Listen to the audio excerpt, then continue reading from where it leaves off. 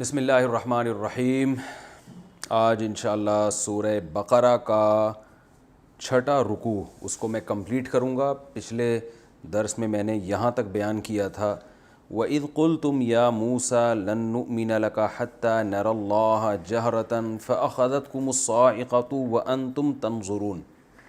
اچھا، اس سے پچھلے درس میں ایک بات یہ بھی رہ گئی تھی کہ اللہ تعالیٰ نے جب بنی اسرائیل نے بچھڑے کو معبود بنا لیا، حضرت موسیٰ علیہ السلام کوہ طور پہ گئے تورات لینے اور پیچھے ادھر انہوں نے بچھڑے کی عبادت شروع کر دی، تو اللہ تعالیٰ نے ان کو حکم دیا کہ سزا اب یہ ہے کہ جنہوں نے عبادت نہیں کی وہ ان کو قتل کر دیں گے جنہوں نے عبادت کی ہے۔ تو بنی اسرائیل میں جو مجرم تھے انہوں نے اپنے آپ کو قتل کے لیے پیش کر دیا، کیونکہ اس کے علاوہ اب ان کے پاس کوئی آپشن نہیں تھا، تو یہ قتل ہوا ہے۔ تو یہ قتل کے بعد اللہ نے ان کو معاف کر دیا۔ تو اسلام میں بھی بعض سزائیں ایسی ہیں کہ اگر آپ سے جرم ہوتا ہے تو اس کی سزا آپ کو بہرحال ملتی ہے اگر گواہوں سے ثابت ہو جائے۔ جیسے زنا اگر کوئی شخص کرتا ہے تو اگرچہ اس زنا سے توبہ بھی کر لے، لیکن اگر گواہوں سے ثابت ہو گیا کہ اس نے زنا کیا ہے تو توبہ کے باوجود اس کو سزا 100 کوڑے کی ملتی ہے، اور اگر شادی شدہ ہے تو رجم۔ کوئی شخص چوری کر لے اور گواہوں سے ثابت ہو کہ اس نے چوری کر لی ہے تو توبہ کرے گا تو بھی اس کو چوری کی سزا جو ہاتھ کاٹنا ہے وہ اسلام میں اس کو دیا جائے گا۔ تو دنیا کی سزا ایک بالکل الگ چیز ہے، آخرت کی سزا کی معافی ایک الگ چیز ہے۔ اس لیے علماء یہ کہتے ہیں کہ دنیا میں اگر کسی کو سزا مل بھی جائے جرم پہ تو آخرت میں پھر دوبارہ ملے گی۔ آخرت کی سزا معاف کرنے کے لیے ضروری ہے کہ اللہ کے سامنے توبہ کرے، پھر اللہ اپنی رحمت سے معاف کر دے۔ تو یہاں بھی اللہ کی رحمت بنی اسرائیل پر ایسے ہوئی کہ بچھڑے کی انہوں نے عبادت کی تھی، اور یہ اتنا بڑا جرم تھا جو قابل معافی نہیں تھا، کیونکہ ساری زندگی ان کو موسیٰ علیہ السلام کے ذریعے معجزات دکھائے گئے، پھر فرعون کو غرق کروایا گیا سامنے۔ یہ سب کچھ اسی لیے تو ہو رہا تھا کہ تم توحید پرست ہو، اور فرعون کی جو قوم ہے وہ شرک کرتی ہے۔ تو اس کے بعد بھی ان کا یہ جرم بہت بڑا تھا، تو یہ اللہ کی رحمت اس حوالے سے تھی کہ اللہ نے کہا کہ چلو تم سے جرم ہو گیا ہے، یہ ہے تو ناقابل معافی، لیکن اگر تم اپنے آپ کو قتل کروا دیتے ہو تو میں تمہیں معاف کر دوں گا، آخرت میں سزا نہیں دوں گا۔ تو یہ بہرحال اللہ کی رحمت تھی ان کے لیے۔ وَإِذْ قُلْتُمْ يَا مُوسَىٰ، اس وقت کو بھی یاد کرو جب تم نے کہا اے موسیٰ لَن نُّؤْمِنَ لَكَ حَتَّىٰ نَرَى اللَّهَ جَهْرَةً، ہم آپ پر ہرگز ایمان نہیں لائیں گے جب تک ہم اللہ کو اپنی آنکھوں سے نہ دیکھ لیں۔ تو تمہیں ایک بجلی نے پکڑ لیا وَأَنْتُمْ تَنظُرُونَ، تم یہ منظر دیکھ رہے تھے۔ تو بنی اسرائیل سے خطاب ہے، دیکھ رہے تھے مطلب تمہارے باپ دادا یہ سب کچھ اپنی آنکھوں سے دیکھ رہے تھے، تمہیں سب معلوم ہے۔ تو اس کا واقعہ یہ ہوا تھا کہ جب کوہ طور پہ اللہ تعالیٰ ہم کلام ہوئے ہیں، موسیٰ علیہ السلام جب تورات لے کر آئے نا بنی اسرائیل کے پاس، تو بنی اسرائیل نے کہا یہ آپ اللہ ہی سے لے کر آئے ہیں، کچھ اور تو گڑبڑ تو نہیں ہے، معاذ اللہ۔ تو جب تک ہم یقین نہیں کر لیتے کہ اللہ ہی نے دیا ہے تو اس وقت تک ہم نہیں مانیں گے۔ تو اس کے لیے ان میں کچھ ان لوگوں نے کہا ہم اپنی آنکھوں سے دیکھنا چاہتے ہیں منظر۔ تو جب وہاں گئے ہیں تو اللہ براہ راست ہم کلام ہوا، اور ان لوگوں نے بھی اللہ کا کلام سنا، اور اللہ نے بتایا کہ یہ کتاب ہے جو میں نے موسیٰ علیہ السلام کو دی ہے۔ تو انہوں نے کہا بھائی ہمیں یقین نہیں، یہ ہو سکتا ہے اللہ کا کلام نہ ہو، حالانکہ معجزاتی طور پر کوئی وہاں موجود بھی نہیں تھا۔ تو پھر انہوں نے کہا کہ ہم اس وقت تک یقین نہیں کریں گے جب تک کہ اللہ کو اپنی آنکھوں سے نہ دیکھ لیں۔ ظاہر ہے اللہ نے اپنا جلوہ حضرت موسیٰ علیہ السلام کو نہیں دکھایا جو اتنے عرصے سے تمنا کر رہے تھے، تو یہ نالائق ان کو کیوں اللہ اپنا جلوہ دکھائے گا؟ یہ تو اس انسانی یعنی آنکھ سے اللہ کو دیکھنا اس دنیا میں ممکن ہی نہیں ہے۔ تو اللہ نے ان کے اوپر بجلی ڈالی اور یہ سارے کے سارے ہلاک ہو گئے۔ اب موسیٰ علیہ السلام نے کہا اے اللہ جو گواہ تھے وہ سارے ہلاک ہو گئے، اب میں جب جاؤں گا تو میری نالائق قوم کیا کہے گی کہ جو گواہ تھے وہ تو پتہ نہیں کوئی سازش کر کے نا، جیسے گواہوں کو اگر مار دیا جائے تو یہی الزام لگتا ہے نا کہ یار ان کے اصل میں گواہی تھی نہیں ان کے پاس، اور انہوں نے کہا کہ گواہ جو ہے نا جھوٹی گواہی جا کے دیں گے، تو یعنی گواہ جو ہے وہ گویا یہ کہیں گے کہ ہم نے تو دیکھا ہی نہیں ہے تو مار دیا، تو یعنی اور فتنہ ہو جاتا نا۔ موسیٰ علیہ السلام نے اللہ سے دعا مانگی، سورہ اعراف میں تفصیل ہے، اتہلکنا بما فعل السفہاء منا، اللہ ان بے وقوفوں کی وجہ سے تو مجھے فتنے میں ڈال رہا ہے، ان ہی الا فتنتک، یہ تیرا فتنہ ہے۔ تو موسیٰ علیہ السلام نے اللہ سے دعا کی کہ ان کو زندہ کر دے، تو اللہ تعالیٰ فرماتے ہیں ثم بعثناکم من بعد موتکم، پھر ہم نے تمہیں دوبارہ اٹھا دیا, زندہ کر دیا تمہارے مرنے کے بعد. تو یہ اللہ کا حضرت موسیٰ پہ بھی احسان تھا کہ ان کو آزمائش سے بچا لیا, اور ان لوگوں پر بھی احسان تھا, ورنہ موت کے بعد اللہ زندگی کسی کو نہیں دیتے. لیکن ان کو پھر اللہ نے مہلت دی کہ اٹھ جاؤ. یہ 70 افراد تھے کم بخت, اللہ نے ان کو دوبارہ اٹھایا, زندہ کر دیا. لعلکم تشکرون, شاید کہ تم شکر گزار بن جاؤ. تو لیکن یہ ان لوگوں نے پھر جا کے گڑبڑ کی تھی, اور وہ پھر انشاءاللہ اس موقع پر میں بتاؤں گا, اس کا بھی قرآن نے ذکر کیا ہے. فرمایا وَظَلَّلْنَا عَلَيْكُمُ الْغَمَامَ وَأَنزَلْنَا عَلَيْكُمُ الْمَنَّ وَالسَّلْوَىٰ, اور ہم نے تم پر بدلی کا سایہ کیا, بادل کے ٹکڑے کا تم پر ہم نے سایہ کیا. یہ واقعہ کیا ہوا تھا؟ اصل میں یہ بات خوب اچھی طرح سمجھیں کہ قرآن میں واقعات ترتیب سے نہیں ہوتے, سوائے یوسف علیہ السلام کا واقعہ, وہ پورا ایک ترتیب سے بیان کیا ہے. اس کی وجہ یہ ہے کہ قرآن میں ترتیب سے واقعات اس لیے نہیں ہوتے کہ قرآن کا مقصد واقعہ سنانا نہیں ہوتا, کوئی کہانی سنانا نہیں ہوتا. جب ہم کسی کو کہانی سناتے ہیں نا تو پوری ایک ترتیب کے ساتھ, تاکہ اس کہانی میں دلچسپی پیدا ہو. کیونکہ قرآن کا مقصد اس واقعے میں جو اسباق ہیں ان اسباق کو ہائی لائٹ کرنا ہوتا ہے.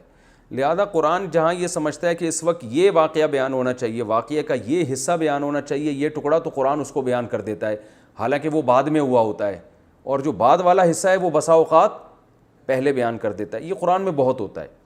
تو یہاں بھی آپ دیکھتے ہیں کہ ثم بعثناکم من بعد موتکم لعلکم تشکرون, پھر ہم نے تمہیں تمہاری موت کے بعد دوبارہ زندگی دے دی تاکہ تم شکر ادا کرو. وَظَلَّلْنَا عَلَيْكُمُ الْغَمَامَ, اور ہم نے تم پر بادل کا سایہ کیا. یہ واقعہ جب ہوا تھا کہ یہ تورات کے بہت بعد کا واقعہ ہے, کہ جب ان کو تورات مل گئی تو موسیٰ علیہ السلام نے اب ان سے کہا اللہ کے حکم پہ کہ ہمارا اصل وطن شام ہے, جہاں ہمارے جد امجد ابراہیم علیہ السلام پیدا ہوئے تھے, اور وہاں بیت المقدس ہے. یہ تو یوسف علیہ السلام کی مصر میں حکومت قائم ہوئی تھی, تو ہم کہاں چلے گئے تھے؟ مصر. تو ان کے مصر جانے کے بعد شام پر قوم عمالقہ نے قبضہ کر لیا تھا, اور وہاں وہ غیر مسلم قوم تھی, وہی بت پرستی اور شرک. تو موسیٰ علیہ السلام نے ان سے کہا کہ اب تمہیں نجات مل گئی ہے فرعون سے, اب اللہ کا حکم یہ ہے کہ یہ کام تو اللہ نے خود سے کر لیا نا, تمہیں لڑنا نہیں پڑا, ظالم سے نجات دے دی, اب تمہیں بھی تو کچھ کرنا پڑے گا نا. اب تم اب تو وہ میدان میں تھے نا, مصر سے تو نکل چکے تھے, تو کہا کہ اب تم دوبارہ ارض شام کی طرف جاؤ, اور وہاں قوم عمالقہ سے اب تمہیں جہاد کرنا پڑے گا. یعنی یہ نہیں کہ اب سارے کام اللہ ہی کر دے گا, اب تمہیں بھی کچھ کرنا پڑے گا, اب تم لڑو اس قوم سے. لیکن موسیٰ علیہ السلام نے ان کو خوشخبری دے دی کہ اس لڑائی میں اللہ نے فتح کا تم سے وعدہ کیا ہے. یہ واقعہ بھی قرآن میں آئے گا, ہم انشاءاللہ وہاں تفصیل سے پڑھیں گے. ابھی تو یہ اتنی بات کو سمجھنے کے لیے اس کی ضرورت تھی. تو یہ قوم, انہوں نے اپنے کچھ جاسوس بھیجے کہ یار ذرا سروے کرو وہ لڑائی کے قابل بھی ہیں یا نہیں ہیں. تو وہ جاسوسوں نے آ کے بتایا کہ وہ تو بڑے لمبے چوڑے تڑنگے سے لوگ ہیں, بڑے طاقتور لوگ ہیں. تو انہوں نے کہا موسیٰ ہم نہیں لڑ سکتے. تو کچھ اچھے لوگ بھی ہوتے ہیں ہر جگہ, 2 انعام یافتہ لوگ تھے, قرآن کہتا ہے نیک لوگ تھے. انہوں نے کہا بھائی جب اللہ کا وعدہ ہے تو تم جاؤ, اللہ مدد کرے گا, فتح ہو جائے گی. انہوں نے کہا اے موسیٰ آپ جائیں اور آپ کا رب جائیں, دونوں جا کے لڑیں, ہم یہاں بیٹھے ہوئے ہیں, جب فتح ہو جائے گی تو ہم آ جائیں گے. تو موسیٰ علیہ السلام کو سخت تکلیف ہوئی. آپ خود سوچیں کہ کیا حال ہوا ہوگا موسیٰ علیہ السلام کا اس وقت, کہ اللہ ایسی قوم ہے, کتنے معجزے دیکھ لیے انہوں نے, کتنا کچھ کر لیا, اب ان سے اتنا بھی نہیں. اور کیسے بدتمیزی والے الفاظ ہیں یہ کہ اے موسیٰ آپ جائیں اور آپ کا رب جا کے لڑیں, ہم یہاں بیٹھے ہوئے دیکھ رہے ہیں. تو موسیٰ علیہ السلام جب یہ واقعہ ہوا ہے نا, تو پھر موسیٰ علیہ السلام نے اللہ سے دعا مانگی کہ اللہ اب میں اس قوم کے ساتھ مزید نہیں رہ سکتا, ان کی نالائقیاں بہت ہو گئی. یہ بہت بعد میں واقعہ ہوا ہے جو قرآن پہلے بیان کر رہا ہے, اور کچھ پہلے واقعات ہوئے ہیں جو اگلی آیتوں میں بیان ہوں گے. تو یہ ترتیب اوپر نیچے قرآن میں بہت ہوتی ہے, کیونکہ ابھی تو قرآن ان کی شرارتیں بیان کر رہے ہیں نا کہ تم نے کیا کیا شرارتیں کی ہیں. تو موسیٰ علیہ السلام نے اس موقع پہ دعا مانگی, اے اللہ میں صرف اپنا اور اپنے بھائی ہارون کا مالک ہوں, ان پر میرا کنٹرول ہے, اس قوم پہ میرا کنٹرول نہیں ہے, اور اب میرے اس قوم میں تو کیا کر دے, علیحدگی کر دے, مجھے ان سے جدا کر دے. تو اللہ تعالیٰ نے فرمایا اے موسیٰ ٹھیک ہے, آپ کی دعا قبول ہوتی ہے, اور ان کو سزا یہ ملے گی کہ یہ 40 سال تک اس وادی تیہ, جسے کہا تیہ عربی میں حیرانگی کو کہتے ہیں, تو چونکہ 40 سال تک وہ اس میں حیران سرگردان گھومتے رہتے اس لیے اس کا نام پڑ گیا وادی تیہ۔ تو اب یہ اس وادی میں یتیہون فی الارض، تاہا یتیہو اصل میں تھا تایاہا یتیہو، اس کا معنی ہوتا ہے حیران ہونا۔ تو یہ اب اس میں 40 سال تک حیران پریشان گھومتے رہیں گے، سرگردان گھومتے رہیں گے، نہ کوئی بازار، نہ کوئی مارکیٹ، نہ کوئی گھر، کچھ بھی نہیں ہوگا، میدان میں پڑے رہیں گے، یہی ان کی سزا ہے۔ اور 40 سال کے بعد دیکھیں گے کیا ہوگا۔ تو حضرت موسیٰ علیہ السلام کا اسی دوران انتقال ہو گیا، اور اس میدان میں بھی کچھ واقعات ہوئے، اور پھر 40 سال کے بعد انہوں نے جہاد کیا۔ تو اس 40 سال کے دوران بھی بڑے واقعات ہوئے موسیٰ علیہ السلام کی زندگی میں۔ وہ واقعات اللہ یہاں بیان کر رہے ہیں۔ بنی اسرائیل، اب ان کو سزا ملی تھی اللہ کی طرف سے کہ 40 سال میدان میں پڑے رہو گے۔ تو سزا تو انسان برداشت کرتا ہے نا، مثال کے طور پر کوئی جیل میں ہو اور وہاں برگر منگوا رہا ہو تو پولیس والے اس کی ٹھکائی لگائیں گے نا، بھائی تو سزا میں جیل میں پڑا ہے، تجھے یہاں برگر کی سوج رہی ہے۔ تو یہ جب میدان میں پڑے ہوئے تھے تو انہوں نے موسیٰ علیہ السلام سے کہا یہ دھوپ لگ رہی ہے، یہ ایسی سخت دھوپ ہم سے برداشت نہیں ہو رہی۔ تو اللہ میاں نے موسیٰ علیہ السلام نے اللہ سے دعا کی، اللہ فرماتے ہیں وَظَلَّلْنَا عَلَيْهِمُ الْغَمَامَ، ہم نے ایک بادل کو مسلسل متعین کر دیا، بھائی ہر وقت ان کے اوپر رہو۔ تو وہ سزا میں بھی اللہ نے کیا کر دی؟ تخفیف، کہ یہ ان سے دھوپ برداشت نہیں ہو رہی ہے تو اب سایہ ہر وقت ان کے اوپر۔ تو جہاں جہاں یہ چلتے تھے نا اس میدان میں، بادل کا ٹکڑا ان کے اوپر ہر وقت چلتا تھا، تو چھاؤں ملتی تھی ان کو۔ یہ اللہ کا یعنی ایک خلاف عادت ہے نا یہ کام، نارملی ایسا ہوتا نہیں ہے۔ تو یہ ایک معجزاتی طور پر اللہ نے کیا، تو یہ بہت بڑا احسان تھا اللہ تعالیٰ کا کہ ایک کام جو عام اسباب سے ہٹ کر ہے وہ ہو رہا ہے۔ وَأَنزَلْنَا عَلَيْكُمُ الْمَنَّ وَالسَّلْوَىٰ، وہاں کھانے کو کچھ نہیں تھا، مارکیٹیں نہیں تھیں، نہ کوئی کھیت تھے، تو بھوک لگتی تھی، پریشان ہوئے، بھائی ہمیں کھانے کو چاہیے، کھانے کو چاہیے۔ تو اللہ تعالیٰ یہ بھی کر سکتے تھے کہ چلو کوئی فضول سی چیز جو بالکل بے لذت ہوتی ہے، جیسے قیدیوں کو ملتی ہے نا پتلی پتلی دالیں ملتی ہیں کہ یہ کھاؤ بس، جو اللہ بچائے جیلوں میں قیدیوں کا حال ہے، اللہ سب کو محفوظ رکھے۔ تو اللہ یہ بھی کر سکتے تھے کہ بھئی یہ کھاؤ بس، لیکن اللہ نے کیا کیا؟ انزلنا علیکم المن والسلویٰ، اللہ فرماتے ہیں ہم نے تمہارے کھانے کے لیے من و سلوہ اتارا۔ من کو اردو میں ترنجبی کہتے ہیں، یہ کوئی سفید رنگ کی پنیر کی طرح یا اس طرح کی کوئی چیز ہوا کرتی تھی، کہتے ہیں بڑی لذیذ ہوتی تھی، ہم نے تو کبھی دیکھی نہیں، نہ کھائی ہے۔ تو سفید کلر کی کوئی چیز ہوتی تھی جو بڑی لذت والی ہوتی تھی اور طاقتور ہوتی تھی۔ جب یہ صبح اٹھتے تو جو ہے یہ پتوں کے اوپر، یہ جیسے ہوتے ہیں نا جھاڑیاں وغیرہ جو میدانوں میں ہوتی ہیں، ان کے پتوں کے اوپر یہ ترنجبی چائے یہ جو تھی یہ لگی ہوتی تھی۔ اور دوسرا سلوہ بٹیر جو ہے نا یہ اڑ اڑ کے آ جایا کرتے تھے ان کے پاس، تو ان کو شکار نہیں کرنا پڑتا تھا، یہ بٹیروں کو ذبح کر کے کھاتے۔ بٹیر کا گوشت بھی آپ کو پتہ ہے لذیذ ہوتا ہے، آسانی سے گل جاتا ہے اور اس میں بیماریاں نہیں ہیں، جو بھی پرندوں کے گوشت ہیں۔ تو یہ اللہ نے کہا یہ کھاؤ، کلوا من طیبات ما رزقناکم، کھاؤ اس پاکیزہ روزی میں سے جو ہم نے تمہیں دی ہے۔ یہ اللہ کا بہت بڑا احسان تھا۔ وما ظلمونا، اللہ فرماتے ہیں انہوں ظالموں نے ہم پہ ظلم نہیں کیا، یعنی اس نعمت کی بھی انہوں نے ناقدری کی جس کا آگے بیان آئے گا۔ ان ظالموں نے ہم پہ ظلم نہیں کیا ہماری ناقدری کر کے، ناشکری کر کے، ولیکن کانوا انفسہم یظلمون، یہ اپنے اوپر الٹا ظلم کیا انہوں نے۔ تو وہ ظلم یہی ہے کہ اللہ کی ناشکری کی، جس کے نتیجے میں آج اللہ نے ان سے خلافت بھی چھین لی اور روحانی اقتدار بھی چھین لیا اللہ نے ان سے، اور ذلت مسلط کر دی۔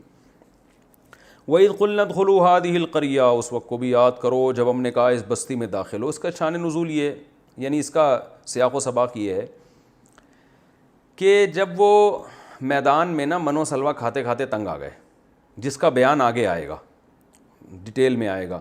میں نے بتایا کہ قرآن میں واقعات میں ترتیب نہیں ہوتی، اس کی تفصیل آگے آئے گی، لیکن یہاں اجمالی تفصیل ہے۔ کھاتے کھاتے تنگ آ گئے، اس میں دو قول ہیں مفسرین کے، دونوں مضبوط قول ہیں۔ ایک قول تو یہ جو میں بتا رہا ہوں کہ کھاتے کھاتے تنگ آ گئے تو انہوں نے کہا ہمیں رزق چاہیے، کھانا چاہیے، تو اللہ نے فرمایا شہر میں داخل ہو، قریب کا جو شہر ہے اس میں جاؤ، محنت مزدوری کرو، کماؤ تو تمہیں ملے گا رزق۔ لیکن جب شہر میں داخل ہو گئے تو اپنے گناہوں کی معافی مانگنا، تم سے بڑے گناہ ہوئے ہیں۔ گناہ کیا ہوا تھا؟ جہاد کا حکم دیا تھا تم نے، وہ حکم پورا نہیں کیا، اور جو تم سے ناشکریاں ہوئی ہیں۔ تو شہر میں سر جھکا کے داخل ہونا اور کیا کہنا؟ حطۃ، حطہ کا معنی ہے اللہ ہمارے گناہوں کو معاف کر دے، تو ہم تمہارے گناہ کو معاف کریں گے، اور شہر میں جاؤ سب کچھ کھانے کو، جیسے شہر میں ہوتا ہے نا، جاؤ ہر جو دل چاہے آدمی کو ملتا ہے، ہر جگہ ملتا ہے۔ ایک قول تو یہ ہے۔ دوسرا قول یہ ہے کہ یہ بہت بعد میں، جب موسیٰ علیہ السلام کا انتقال ہو گیا تھا، ہارون علیہ السلام کا بھی انتقال ہو گیا تھا. تو 40 سال کے بعد جب ان کو حکم دیا گیا کہ قوم عمالقہ سے جہاد کرو، دوبارہ انہوں نے جہاد کیا، اس میں اللہ نے ان کو فتح عطا فرمائی. تو ان کو حکم تھا شہر میں اب عاجزی کے ساتھ داخل ہونا ہے اور اپنے پچھلے گناہوں پر معافی مانگنی ہے اور حتہ کہنا ہے. تو انہوں نے اس حتہ کے لفظ کو تبدیل کر دیا. تو یہ دونوں قول مضبوط ہیں. مولانا اشرف علی تھانوی رحمہ اللہ کی رائے یہ ہے کہ پہلا قول زیادہ مضبوط ہے، کہ جو پہلا قول ہے نا کہ وہ جہاد کے بعد کا واقعہ نہیں ہے، بلکہ انہوں نے جب کہا کہ ہم یہ کھانا ہمیں اچھا نہیں لگتا تو اللہ نے کہا ادخلوا مصرن، شہر میں داخل ہو جاؤ. آگے آ رہا ہے یہ. تو جب یہ شہر میں داخل ہونے کا حکم دیا کہ بھئی قریبی شہر ہے وہاں جاؤ اور کماؤ اور شہر میں ہر کچھ ملتا ہے، لیکن اپنے گناہوں سے توبہ کرو جو تم سے ماضی میں ہو چکے ہیں. تو یہ شہر میں داخل ہونے لگے تو ان نالائقوں کو چونکہ روٹی کی فکر تھی، من و سلوہ کھا کھا کے یہ تنگ آ گئے تھے. جتنی بھی اچھی خوراک کو آدمی بار بار کھاتا ہے نا تو ظاہر ہے اس کا دل اکتا جاتا ہے. تو اب یہ نہیں دیکھ رہے کہ یہ بھی ہمیں فری میں مل رہا ہے، ہم تو اس کے بھی مستحق نہیں تھے، ہم تو دال کے بھی مستحق نہیں تھے. تو ایسے موقع پہ مطالبہ کرنا جائز نہیں ہے. تو انہوں نے کیا کیا، شہر میں داخل ہوتے ہوئے حطتن کو کیا کر دیا، حنتتن. حنتا عربی میں گندم کو کہتے ہیں، اور بعض نے حبتن، حبہ بھی دانے کو کہتے ہیں، اناج کو، غلے کو کہتے ہیں. تو چونکہ روٹی کی فکر سمائی ہوئی تھی تو بجائے توبہ استغفار کرتے کہ بھئی جب توبہ استغفار کریں گے تو جس گناہ کی وجہ سے اللہ نے روٹی چھینی ہے وہ گناہ معاف ہو جائے گا تو روٹی مل جائے گی. تو گناہ کی معافی کی پرواہ نہیں ہے، بلکہ ان کو یہ خیال ہوا کہ یار جب ہم شہر میں داخل ہوں گے اللہ نے کہا سر جھکا کے جانا اور یہ کہنا کہ اللہ ہمارے گناہوں کو معاف کر دے. تو ان کو خیال آیا کہ اس کا مطلب یہ قبولیت کا ٹائم ہے. جب اللہ حکم دے رہا ہے کہ توبہ استغفار کرتے ہوئے جانا تو اس کا مطلب اس وقت جو دعا مانگیں گے کیا ہوگی، قبول. تبھی اللہ کہہ رہے توبہ کرو. تو انہوں نے کہا کہ یار توبہ تو ہوتی رہے گی بعد میں آرام سے، پہلے کھانا مانگو اللہ سے، روٹی مانگو. تو نالائقوں نے کیا کیا، حتہ کے بجائے کہنا شروع کر دیا حنتا. حنتا گندم کو، یعنی کیا مطلب، روٹی روٹی روٹی، یعنی اے اللہ ہمیں کیا چاہیے، گندم چاہیے، روٹی چاہیے. یا بعض نے کہا حبہ کہا انہوں نے. حبہ کا مطلب کیا ہوتا ہے، وہ بھی اناج چاہیے، غلہ چاہیے. اس پہ بھی اللہ کو بہت غضب آیا اور اللہ تعالیٰ نے ان پر آفت نازل کی، وہ میں اگلی آیت میں بتاتا ہوں. تو اللہ نے فرمایا ہم نے ان سے کہا اذ قلنا ادخلوا هذه القرية، اس بستی میں چلے جاؤ، تمہیں من و سلوہ کھا کھا کے اگر تنگ آ گئے ہو تو چلے جاؤ یہاں پہ اور جہاں سے چاہو رغدن رج کے کھاؤ، لیکن جب شہر کے دروازے میں داخل ہو تو ادخلوا الباب سجداً، سر جھکا کے سجدہ کرتے ہوئے عاجزی کے ساتھ، وقولوا حطۃ، اور زبان سے کہنا ہے اللہ ہمارے گناہوں کو معاف کر دے، نغفر لکم خطایاکم، ہم تمہاری خطاؤں کو معاف کر دیں گے اور جو عمل اچھا کرے گا اس کو اور نوازیں گے ہم. فبدل الذین ظلموا، اللہ فرماتے ہیں ظالموں نے بدل دیا، قولا غیر الذی قیل لہم، جو قول ہم نے کہا تھا نا اس قول کو کسی دوسرے قول سے بدل دیا. وہ دوسرا قول کیا تھا، حنتا اور حبہ، ٹھیک ہے نا.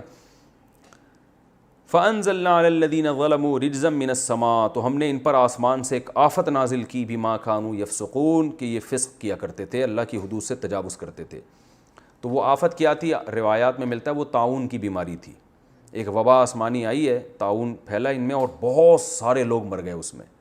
تو آپ کو پتہ ہے وبائیں پھیلتی ہیں تو کتنی ٹینشن ہوتی ہے. اسی میدان وادی تیہ میں اللہ نے ان کو لے جا کے ان پر وبا مسلط کی اور اس میں بہت ہزاروں لوگ اس میں مر گئے اس بیماری میں. وَإِذِ اسْتَسْقَىٰ، اچھا یہ تو رکوع کمپلیٹ ہو گیا. اب ہم اگلا رکوع پڑھیں گے، وہ ہے رکوع نمبر 7. تو اس کا بھی طریقہ یہ ہے کہ پہلے میں اس کا لفظی ترجمہ اور مختصر گرامر بیان کرتا ہوں، پھر انشاءاللہ اس کی تفصیل. وَإِذِ، اِذ کا معنی کیا ہے، اس وقت کو یاد کرو. استسقا، جب پانی طلب کیا، اصل میں تھا استسقایا، استخرجا، ٹھیک ہے نا، اس طرح باب استفعال، پانی طلب کرنا. جیسے نماز استسقا ہوتی ہے نا جس میں ہم پانی طلب کرتے ہیں. وَإِذِ اسْتَسْقَىٰ مُوسَىٰ، اس وقت کو بھی یاد کرو جب موسیٰ نے پانی طلب کیا، پانی مانگا، لِقَوْمِهِ، اپنی قوم کے لیے. فَقُلْنَا، تو ہم نے کہا، اضرب، مار. چلو پہلی دفعہ وہ لفظ تو آیا نا جو آپ نے گردانوں میں پڑھا ہے، ضرب یضربو، یضربو وہ مارتا ہے مارے گا، اضرب کا معنی مار. اضرب اے موسیٰ مار، بی عصا کا، اپنی عصا کے ساتھ. عصا کا معنی عصا، کا معنی تیری عصا، بی کا معنی ساتھ. اپنی عصا کے ساتھ مار، یعنی اپنی عصا کو مار. الحجر، پتھر پہ. حجر عربی میں کسے کہتے ہیں، پتھر کو. اردو میں استعمال ہوتا ہے حجر, اردو میں نہیں استعمال ہوتا. فن فجرت اصل میں تھا ان فجرت, اکتسبت کی طرح, ان فعالت کی طرح. تو فن فجرت پھوٹ پڑے اس سے, انفجار پھوٹنے کو کہتے ہیں. آپ نے یہ دیکھا ہوگا جو خود کچھ دھماکے دنیا میں ہوتے ہیں نا, تو عربی چینل میں انفجار کا لفظ استعمال ہو رہا ہوتا ہے اس کے لیے. بہرحال پھوٹ پڑے منہ اس پتھر سے, اثنتا عشرتا عینا, 12 چشمے. عین چشمے کو کہتے ہیں جو پانی کا چشمہ, اور اثنتا عشرہ 12. شیعوں کا ایک فرقہ ہے نا اثنا عشرہ کہتے ہیں اس کو, 12 امام جن کے ہوتے ہیں نا, تو اثنا عشرہ کہتے ہیں ان کو.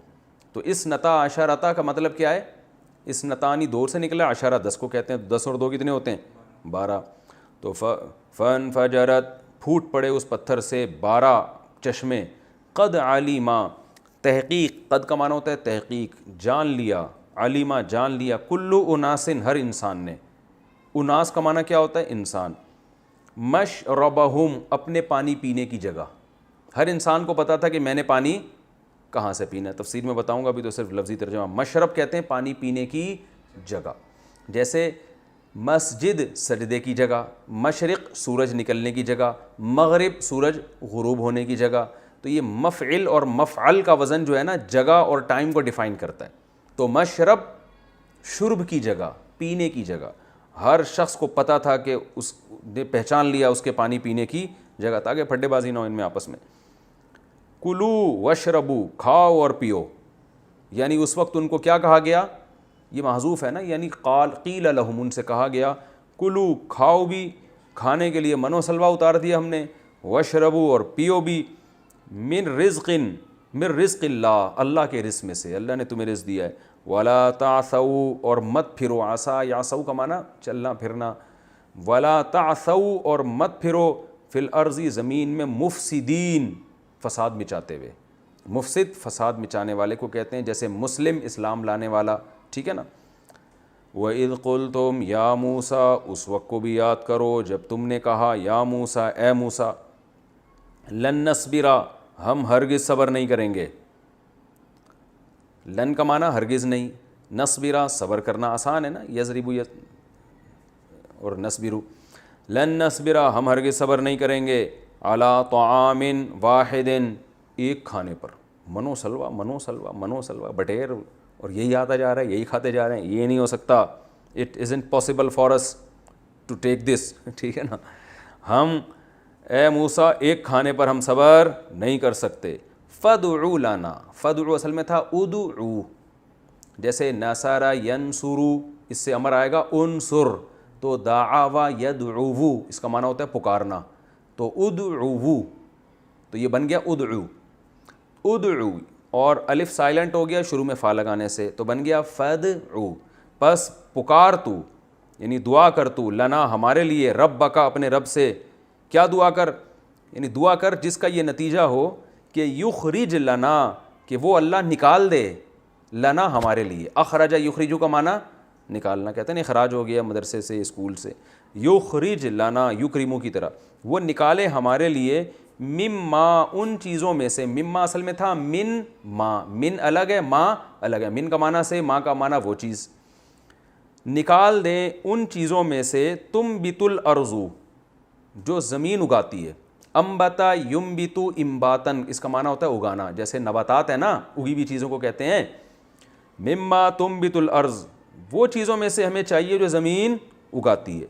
پھر آگے خود تفصیل بیان کر رہے ہیں. من بقلہا, من کا معنی یعنی بھی ہوتا ہے, خوب سمجھو. یعنی پیچھے کلام میں کوئی ابہام ہوتا ہے نا, تو من کے ذریعے اس ابہام کو دور کیا جاتا ہے. من کا معنی ہوتا ہے اصل میں سے, تو کیا مطلب؟ من بقلہا, وہ ہونا چاہیے ساگ میں سے. تو ہم اس کو بامحاورہ ترجمہ کیا کریں گے؟ اے موسیٰ اپنے رب سے دعا کریں کہ وہ رب ہمارے لیے نکال دے ان چیزوں کو جو زمین اگاتی ہے ساگ میں سے. تو اس کا یہ ترجمہ مزیدار نہیں بنتا نا. تو یہاں سے کا معنی ہوتا ہے یعنی زمین جو چیزیں اگاتی ہے تو اس سے ہماری مراد یہ چیزیں ہیں.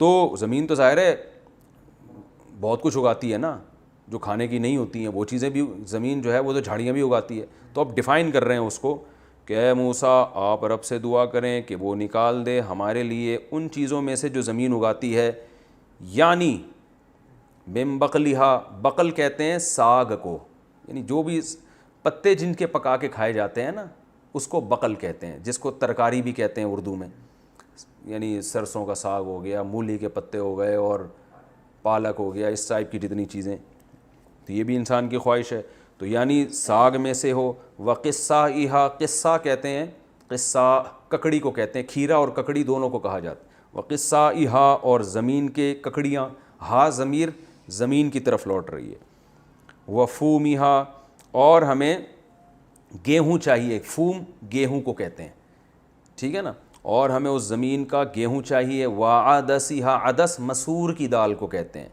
وعدسہا، اور زمین کی مسور کی دال۔ وبصلہا، بصل پیاز کو کہتے ہیں، اور زمین کا پیاز۔ تو اب دوبارہ ترجمہ کر دوں، اے موسیٰ ہم ایک کھانے پر ہرگز صبر نہیں کر سکتے، پس آپ اپنے رب کو پکاریں وہ نکال دے ہمارے لیے وہ چیزیں جو زمین اگاتی ہے، جو ترکاریوں میں سے ہو، ککڑی میں سے ہو، گیہوں میں سے ہو، اور مسور کی دال ہو، اور پیاز ہو۔ بڑی خاندانی چیزیں مانگی انہوں نے بھائی۔ قال، حضرت موسیٰ نے فرمایا، اتستبدلون، ظاہر ہے اللہ کے کہنے سے فرمایا، کا معنی کیا، تستبدلو استبدال سے نکلا ہے، استفعال باب استخراج، اس کا معنی ہوتا ہے تبدیلی چاہنا۔ عربی بڑی عجیب زبان ہے یار، دیکھو ایک ہی باب کو جب دوسرے باب میں کنورٹ کرو گے تو معنی بالکل چینج ہو جاتے ہیں، جیسے بدل یبدلو تبدیلا، سبح یسبح تسبیحا، اس کا معنی ہوتا ہے تبدیل کرنا۔ اگر آپ یہ معنی پیدا کرنا چاہتے ہو کہ فلاں آدمی تبدیل نہیں کر رہا بلکہ تبدیلی چاہ رہا ہے، تو اردو اور انگلش میں کتنا لمبا سینٹنس کہنا پڑے گا نا آپ کو، وہ تبدیلی چاہتا ہے، پورا اتنا بڑا۔ عربی میں ایسا نہیں ہوتا، سینتا لگا دو شروع میں، بدلہ ہے اس کو استبدلہ کر دو، جیسے خرجہ کا معنی نکلا، استخرجہ نکالا، ٹھیک ہے نا۔ کرومہ کا معنی عزت مانا ہوا، اکرمہ کا معنی عزت والا کیا اس نے، تو یہ ہونا، کرنا، چاہنا، یہ سارے معنی چینج ہو جاتے ہیں صرف دو چار حرف اضافہ کر کے، پورے سینٹنس کو نہیں چینج کرنا پڑتا۔ تو حضرت موسیٰ نے فرمایا، اتستبدلون، تضربون کی طرح، کیا تم بدلنا چاہتے ہو، الذی، اس چیز کو، ہوا ادنا، جو کم درجے کی ہے۔ ادنا کسے کہتے ہیں؟ اردو میں بہت استعمال ہوتا ہے ادنا، جو ادنا ہے اسے چینج کرنا چاہتے ہو، بالذی، اس چیز کے ذریعے، ہوا خیر، جو بہتر ہے، یعنی تمہیں ایک بہتر چیز مل رہی ہے من و سلوہ، اس کو تم چاہتے ہو کہ ایک ادنا چیز پہ لے آؤ، مسور کی دال اور یہ سب چیزیں، تمہیں اللہ تعالیٰ فل آف پروٹین چیزیں کھلا رہا ہے۔ مسور کی دال بھی بڑی خاندانی چیز ہے لیکن بٹیر سے اچھی تو نہیں ہے نا، تو تم یہ چاہ رہے ہو، اہبطوا مصرن، ہبط یہبط کا معنی بلندی سے نیچے اترنا، تو شہر میں اتر جاؤ۔ تو یہاں اترنا اس لیے کہا گیا ہے کہ یعنی جانا آسان ہوتا ہے نا شہر کی طرف، تو اس لیے ہبط سے تعبیر کیا گیا ہے، ہبط یہبط، اہبطوا مصرن، اترو شہر میں۔ مصر عربی میں شہر کو کہتے ہیں، مصر کسے کہتے ہیں؟ شہر کو، اور مصر ایک ملک کا نام بھی ہے، لیکن یہاں وہ ملک مراد نہیں ہے، کیونکہ عربی میں جب ملک مصر آئے گا نا تو مصرا ہوتا ہے، اس پہ تنوین نہیں آتی، یہ ذہن میں رکھیں۔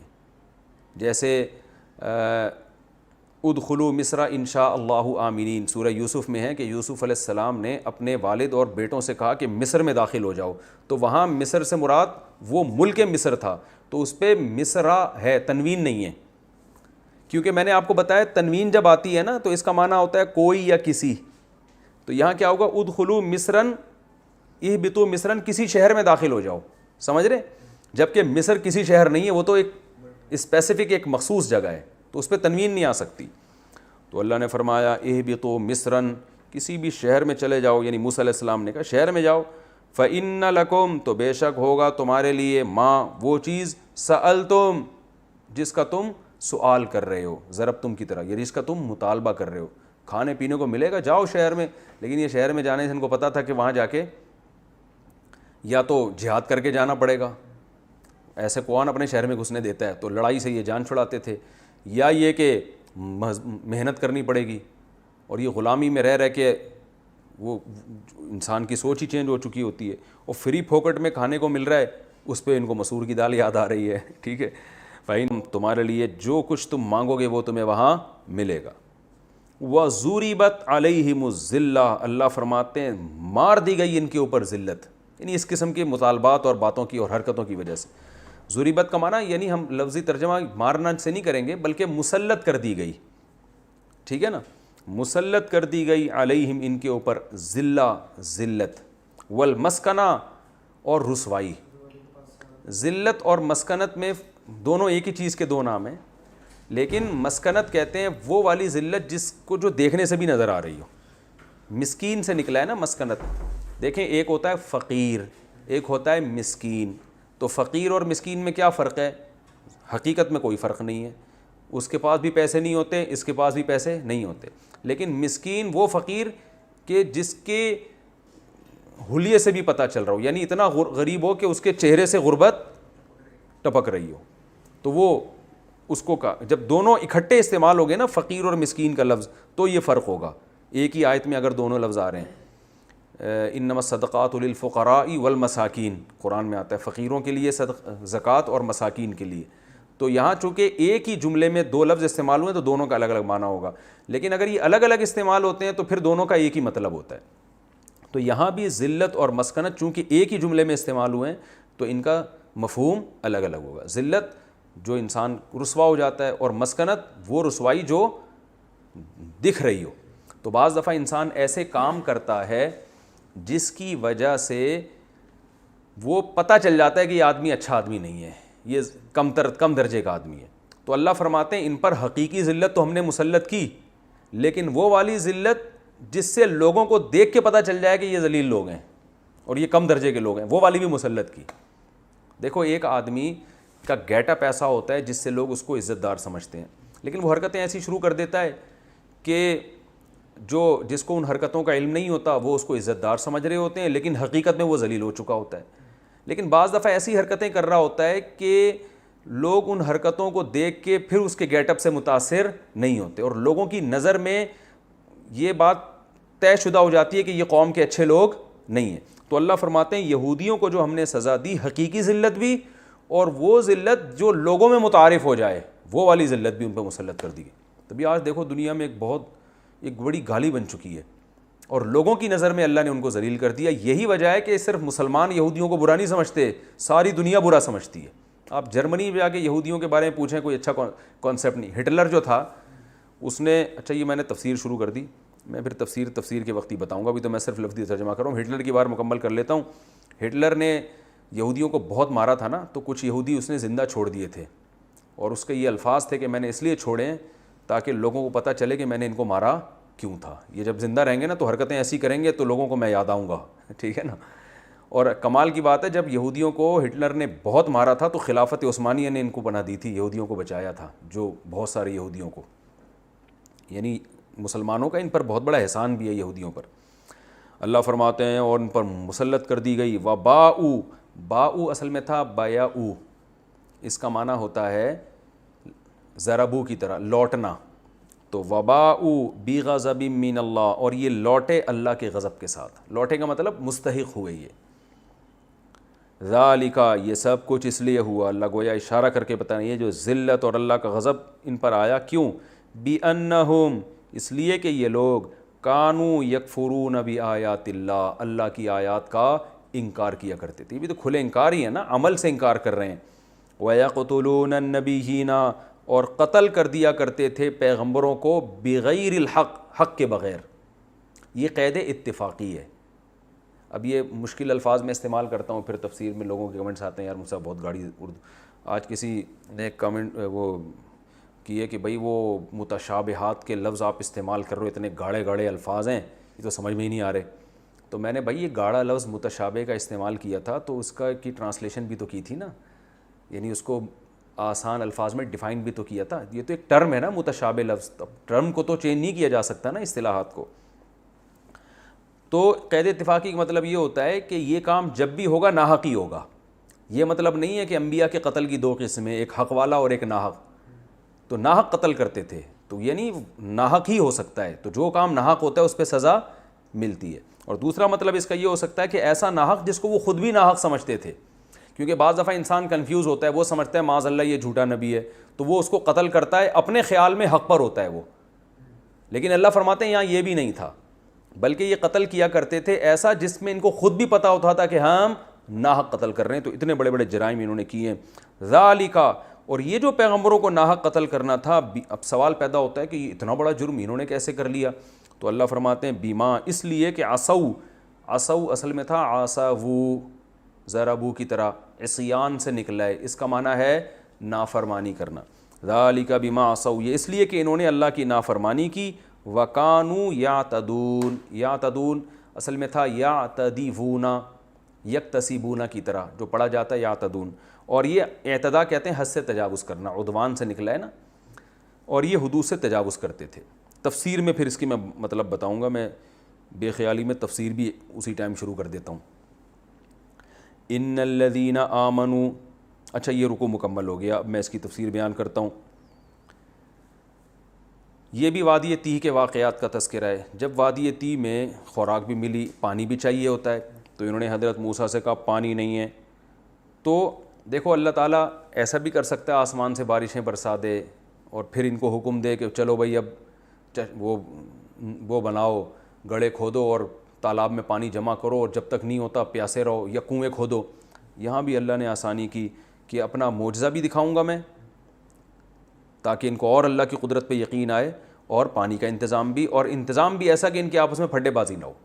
تو اللہ فرماتے ہیں اس وقت کو یاد کرو جب موسیٰ نے اپنی قوم کے لیے پانی مانگا، یعنی اللہ سے، تو ہم نے موسیٰ سے کہا کہ اپنی لاٹھی کو پتھر پہ ماریں، فانفجرت منہ اثنتا عشرۃ عینا، 12 چشمے پھوٹ پڑے اس سے۔